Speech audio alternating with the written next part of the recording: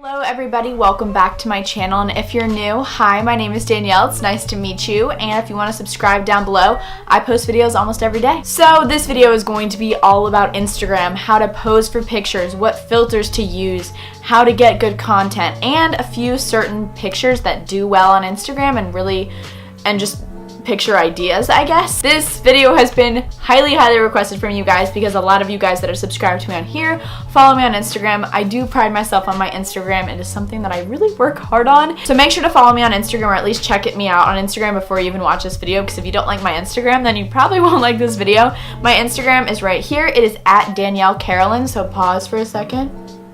Go on Instagram, search DANIELLECAROLAN on Instagram.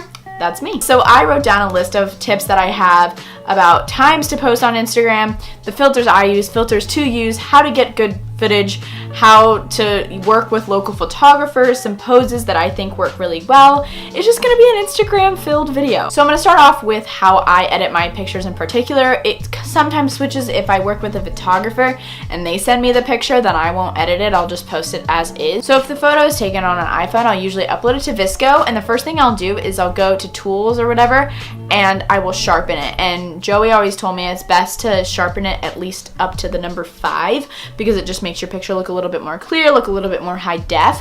And then I'll contrast it a little bit, brighten it a little bit if needed, desaturate, saturate, it depends on what I'm wanting for that picture. And then I'll pop the A6 filter on. Usually I don't put the filter on all the way, I'll like put it on like a little bit more than half because it's like a lot if you put the whole filter on, if that makes sense. So I kind of filterize it a little bit. And to make sure the picture matches my feed, I will go to which is another app that is free, and it's essentially you connect your Instagram account to it and it shows you your current Instagram theme, and then you can add pictures above it that you potentially want to post, and it kind of helps you plan out your pictures and see if it's going to look good with the rest of your feed, because that is a thing. It's good to have a uniform Instagram page, so I will immediately go there and make sure it looks all good, and then I'll post it. So that's just a little insight on how I specifically edit my pictures, so if you guys wanted to know, there you go. The next thing I wanted to talk about is certain pictures that I think look really good and something fun that you can add to your Instagram page. Going to brunch is always a great opportunity to take really good Instagram pictures.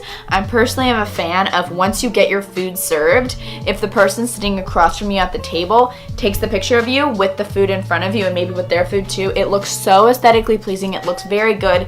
I love pictures like that. Or if you head over to a coffee shop, latte pictures are great, you holding your latte. Those are also really fun pictures to take. Next are car pictures. I love car pictures. I don't know why. I think they're super cool and like fun. So either like, let's say you're in the car and there's someone in the passenger seat. If you're at a stoplight and the person pulls out their phone and you're just kind of like leaning on the steering wheel, kind of looking all like sultry at the camera, it looks really cool and it gets a lot of likes. So this sounds really, I hate everything I'm saying, but I'm just talking about Instagram because it's fun. Or if you're like at a parking lot or something and you're sitting in your car but your door's open and you're at the driver's seat and someone's standing outside of the car looking in, that's also a really cool picture to take. As for poses, I have two go-to poses if I'm doing like outfit pictures in specific, because I always like my legs to look thinner and longer in pictures. It's just something that I go for.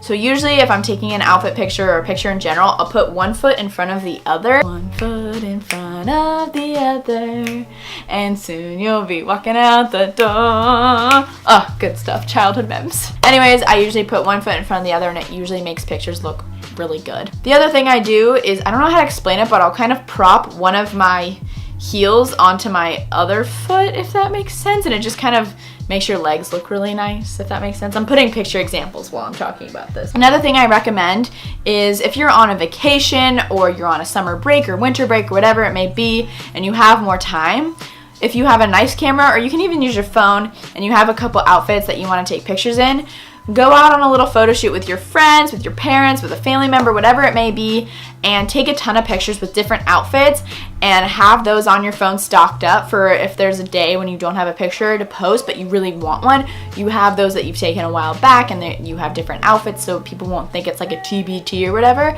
So it's just really fun to like stock up, and it's just a lot of fun to take photos, and you know, create with other people. Something that I do that a lot of you guys have been asking me about is I work with photographers. So let's say I'm going to New York City, I'll go onto Instagram and I'll look at hashtags and I'll look up like NYC photographer, I'll look up the hashtag New York photographer, or I'll look for my friends that have shot with photographers in New York and I'll DM them on Instagram and I'll be like, hey, you know, I'll be in New York this day.